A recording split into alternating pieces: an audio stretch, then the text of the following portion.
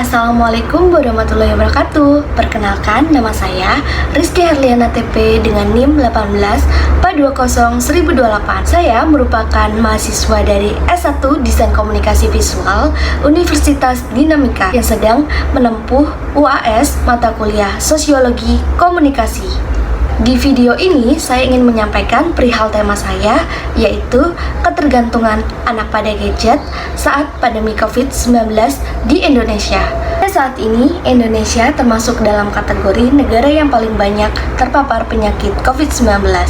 Pada bulan April tahun 2019 tepatnya, lonjakan COVID di Indonesia sudah hampir menyeluruh, menyebabkan aktivitas yang tadinya normal menjadi diperketat sesuai dengan protokol kesehatan dari World Health Organization atau WHO. Kebijakan ini juga dikeluarkan oleh pemerintah dengan diberlakukannya social distancing yang mengubah pola kehidupan masyarakat sehari-hari. Tak hanya itu, pandemi COVID-19 juga mempengaruhi berbagai sektor kehidupan masyarakat, mulai dari sektor ekonomi, sosial, budaya, hingga sektor pendidikan. Sejak adanya pandemi COVID-19, tepatnya tahun 2019 sampai dengan 2021, negara Indonesia melakukan pembelajaran secara online atau daring dan work from home dengan mematuhi protokol kesehatan seperti melakukan interaksi dengan minimal menjaga jarak 2 meter, menggunakan masker, mencuci tangan, dan lain-lainnya. Hal ini menjadikan masyarakat lebih banyak melakukan aktivitas dan kegiatan lainnya dari rumah saja. Kegiatan yang paling cenderung terlihat saat ini adalah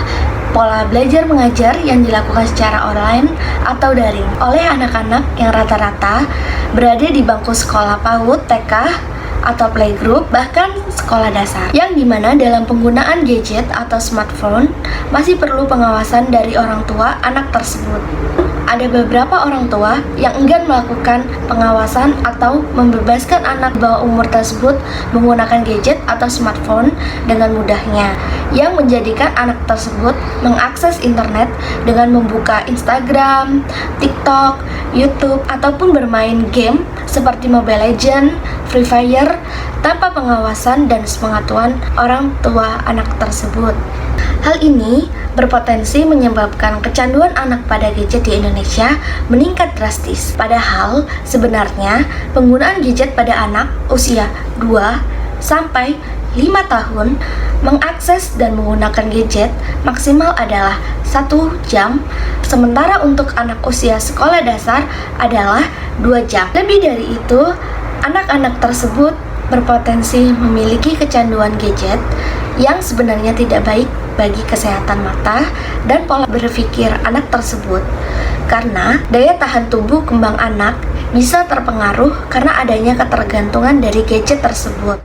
Di sini saya akan memberitahukan secara luas khususnya kepada orang tua tentang langkah-langkah untuk mengatasi ketergantungan gadget pada anak di bawah umur 2 sampai 5 tahun pada masa pandemi COVID-19 ini.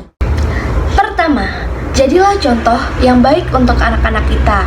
Anak-anak kerap mengambil pembelajaran dari lingkungannya, tak terkecuali mengenai kebiasaan menggunakan gadget yang dilakukan oleh orang tuanya. Jika bunda masih bermain gadget di depannya, si kecil juga akan meniru kebiasaan tersebut. Jadi, mulai sekarang, usahakan untuk tidak sibuk dengan gadget saat sedang bersama si kecil ya bun. Kedua, batasi dan awasi penggunaan gadget pada anak. Untuk mengatasi kecanduan gadget pada si kecil, waktu mengakses gadget harus dibatasi. Orang tua bisa memberikan waktu 1 sampai 2 jam sehari untuk si kecil menggunakan gadget. Selain itu, awasi juga si kecil saat bermain gadget supaya ia tidak mengakses konten pornografi ataupun konten kekerasan. Ketiga, buatlah sebuah aktivitas yang menyenangkan bersama anak. Aktivitas menyenangkan ini memiliki maksud agar pikiran si kecil teralihkan dari gadget. Orang tua bisa mengajak si kecil untuk menggambar atau mewarnai bersama, ataupun berkebun di perkarangan rumah. Keempat, tetapkan wilayah bebas gadget di rumah. Orang tua bisa menetapkan tempat-tempat bebas gadget di dalam rumah, misalnya di ruang makan, ruang keluarga, atau kamar tidur. Artinya, ketika berada di dalam ruangan ini, siapapun tidak boleh menggunakan gadget. Pastikan bunda dan ayah juga menaati aturan tersebut ya. Dan terakhir, yang kelima, beritahu anak tentang bahaya menggunakan gadget terlalu lama. Orang tua bisa membahas mengenai resiko terjadinya obesitas atau sakit mata jika si kecil lebih sering duduk bermain gadget dan jarang bermain keluar rumah. Selain itu, jelaskan kepada si kecil dengan bahasa yang mudah bahwa gadget dan internet bisa menjadi tempat yang berbahaya untuknya. Apalagi jika si kecil juga bermain di media sosial. Tidak masalah membahas mengenai orang jahat yang beraksi di media sosial, asalkan orang tua juga mendiskusikan bersama-sama bagaimana cara menghindari masalah tersebut. Misalnya, dengan menyepakati bahwa penggunaan gadget harus selalu diawasi. Pastikan si kecil tetap merasa aman dan tidak jadi khawatir yang berlebihan. Langkah-langkah yang sudah saya sebutkan tadi memang perlu orang tua lakukan untuk mengatasi penggunaan gadget pada si kecil. Namun, usahakan untuk tidak memarahi atau meneriaki si kecil saat ia sedang mengeyel. Alih-alih memahami maksud orang tua, si kecil justru mengalami trauma yang dapat mengganggu kesehatan mentalnya. Perlu diingat bahwa si kecil belum tentu langsung setuju dan terbiasa dengan peraturan-peraturan baru mengenai gadget. Jadi, sebisa mungkin orang tua melakukan kesabaran yang ekstra untuk berkompromi dengannya. Pastikan juga anggota keluarga yang lain bekerja untuk membantu orang tua dalam hal ini ya. Jika setelah menerapkan langkah di atas, si kecil masih saja tidak lepas dari gadget, atau mungkin mulai mengalami kesulitan untuk berkonsentrasi di sekolah, jangan ragu.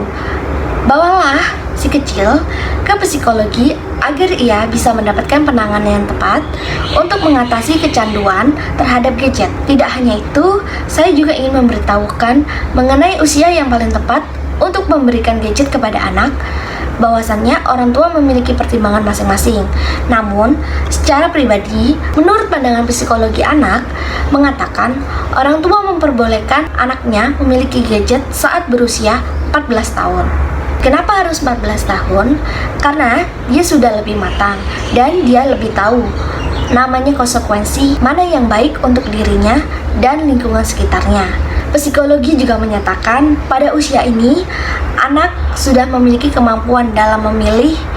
Selain itu, anak dalam usia 14 tahun sudah lebih dewasa dibandingkan anak-anak yang duduk di bangku sekolah dasar. Misalnya, mereka sudah mengalami masa pubertas. Meski begitu, bukan berarti orang tua benar-benar melarang anaknya untuk mengenal teknologi. Psikologi mengatakan dan memberitahukan, jangan sampai di zaman digital ini, anak malah menjadi gagap teknologi atau gaptek. Sebab, anak juga perlu memiliki kompeten di bidang teknologi.